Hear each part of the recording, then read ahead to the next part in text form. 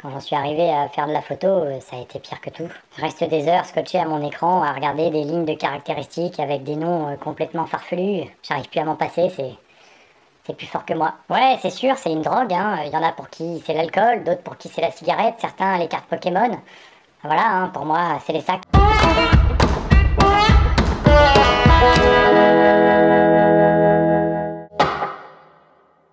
Bonjour à vous derrière vos écrans, c'est Sylvain pour la chaîne Le Doigt sur l'Objectif. Je suis une nouvelle fois ravi de vous retrouver pour parler du seul matos pour lequel je voue une passion très saine, hein, mais très raisonnée aussi et raisonnable. Hein.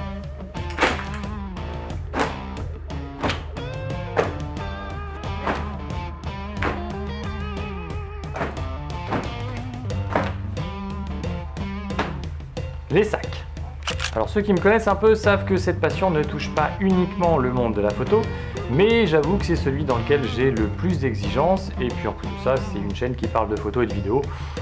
Donc voilà. On va parler du Everyday Backpack 30 litres de chez Peak Design et du Provoke 21 litres de chez Wander. En bonus, je vous parlerai en fin de vidéo d'un troisième sac ultra pratique qui a le mérite, lui, de ne pas vous obliger à vous endetter sur 20 ans. Parce que oui, autant vous le dire tout de suite, on n'est pas sur du matos low cost avec ces deux sacs là, respectivement à 250 € chez Peak Design et 280 € chez Wander. Alors je vais pas non plus vous faire une review complète de ces deux sacs façon téléachat. Par contre, on va voir ensemble les différences, les avantages et les petits défauts, parce que oui, ils ont des petits défauts, de ces deux très bons sacs. Alors on va faire ce comparatif en se focalisant sur 4 sujets. Déjà, on verra la marque, on va les connaître un petit peu. Les matériaux utilisés, le confort bien évidemment, et on terminera par un petit paquet. Alors on commence par les anciens en parlant de Peak Design. Peak Design, c'est une boîte américaine fondée en 2010 par Peter Dering, qui en avait marre de porter son appareil photo hors de prix et qui a donc décidé de fabriquer un système plutôt ingénieux pour le porter sur son sac tout en le laissant ultra accessible. C'est en 2015 qu'ils ont commencé à faire des sacs pour la photo et pour tous les jours. Et c'est en 2016 qu'ils ont lancé le Everyday Backpack. Peak Design, c'est une entreprise qui se dit plutôt responsable, une entreprise durable qui ne fonctionne que sur le principe du crowdfunding. Wander est aussi une marque américaine créée par deux frères de l'Utah qui, en 2015, cherchaient un sac photo sympa et fonctionnel, et vu qu'ils n'ont rien trouvé, ils ont décidé de le fabriquer eux-mêmes et d'en faire profiter le monde entier. Ils sont tellement sympas ces ricains. Alors au début, ils voulaient s'appeler Wander, mais vu que le nom de domaine coûtait 20 000 $, ils ont préféré retirer les voyelles pour finalement acheter le nom de Wandered qui ne coûtait que 9,99 $. Du coup, ils ont aussi enlevé les voyelles de leur premier sac et c'est comme ça qu'est né le Provoke. Alors la marque cultive une image plutôt à la cool et communique sur le fait qu'ils sont avant tout une boîte familiale tournée vers la qualité et les relations humaines plutôt que les profits. Original quoi. Dans les deux cas, ça sent bon la qualité. Chez Peak Design, dès la prise en main, on se rend compte que c'est pas un sac bas de gamme. Les coutures sont ultra précises et bien finies. Les tissus extérieurs sont résistants à l'abrasion et imperméables. Le sac semble ultra solide, ça doit être du Cordura 8000 avec du nylon 5000 renforcé avec des nanofibres de Kevlar, tellement ça semble résistant. Et franchement, ça l'est. Ça fait plus d'1 an que je l'utilise quasi quotidiennement et il n'a aucune marque d'usure dessus.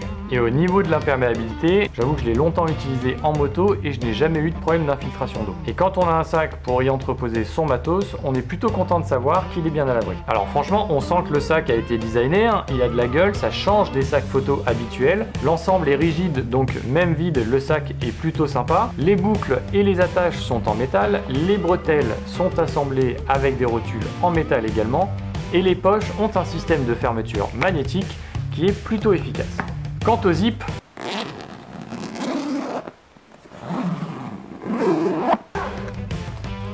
du côté de chez Wandered, on en a aussi pour notre argent. Les finitions sont top, on est encore sur des matériaux ultra résistants et à base de nylon balistique. Le tout est indiqué water résistante, donc ça veut pas dire imperméable, j'ai pas eu l'occasion de le tester, mais en tout cas, je pense que si le sac est fourni avec une housse anti-pluie, c'est que le tissu a quand même quelques lignes. Très sincèrement, je pense que le sac est imperméable, mais que si vous avez une grosse pluie, il vaut mieux pas trop longtemps rester dehors. Toutes les coutures semblent cousues de manière assez profonde, donc c'est plutôt un gage de qualité, et les zips...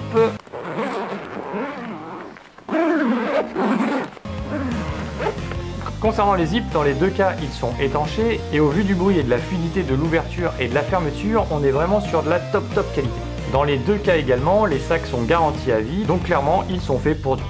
Au niveau du confort, chez Peak Design, on est clairement sur du minimalisme, avec seulement 2 bandes de mousse en guise de dos et des bretelles qui sont assez fines et assez dures aussi. Du coup, c'est pour moi un des petits défauts du sac Peak Design, c'est son confort. Forcément, tissu ultra renforcé, fermeture magnétique, un petit peu partout, boucle en métal et du coup, à vide, il est assez lourd.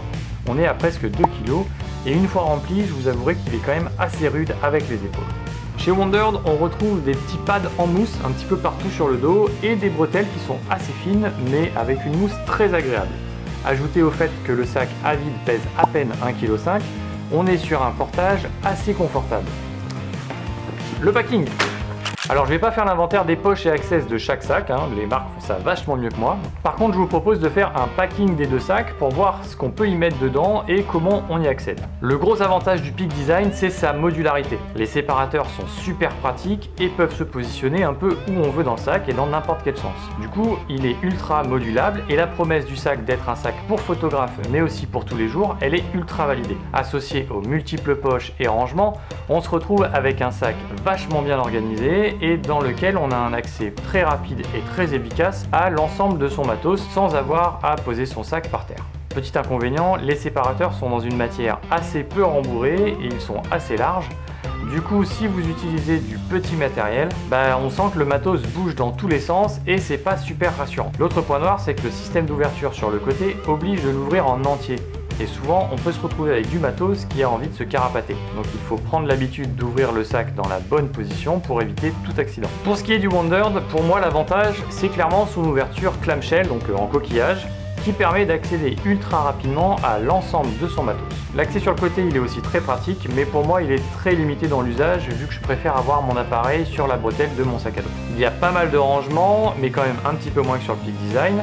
Par contre, il y a largement de quoi trouver de la place pour tout le petit matos. L'autre avantage, c'est le bloc photo amovible. Ça, c'est top parce qu'on peut y ranger son matos à la maison et quand on doit partir, hop, on chope le cube, on le met en place et on a un super sac photo prêt à l'emploi. L'autre avantage de ce cube, c'est qu'il est bien rembourré et que le matos ne bouge absolument pas. Point négatif, l'accès à la poche du dessus en roll top, c'est pas forcément ce qu'il y a de plus pratique et on a vite la flemme de devoir fouiller dedans façon Mary Poppins pour essayer de retrouver ce que l'on cherche. Alors pour faire une conclusion ultra rapide et ultra personnelle aussi, je vous dirais que le Peak Design est parfait si vous cherchez un everyday bag, c'est son nom en même temps, et que le confort n'est pas forcément votre priorité. Pour la vie de tous les jours, en incluant la photo, c'est vrai que c'est un véritable plaisir de l'utiliser.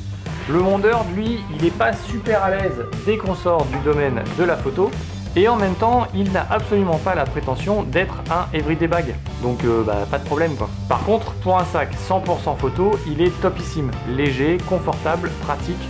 Que demande le peuple? Maintenant, je vous l'avais promis, il existe une troisième alternative et c'est le moment de lancer notre moment No Money Shot. Parce que oui, le matos n'est généralement pas donné et on peut pas tous passer l'achat d'un sac en frais professionnels. Du coup, investir autant dans un sac que dans une petite optique, c'est quand même difficile à avaler. Pas cher, léger et minimaliste, moi j'ai envie de vous parler de ça. Ça, c'est le NH500 de chez Quechua.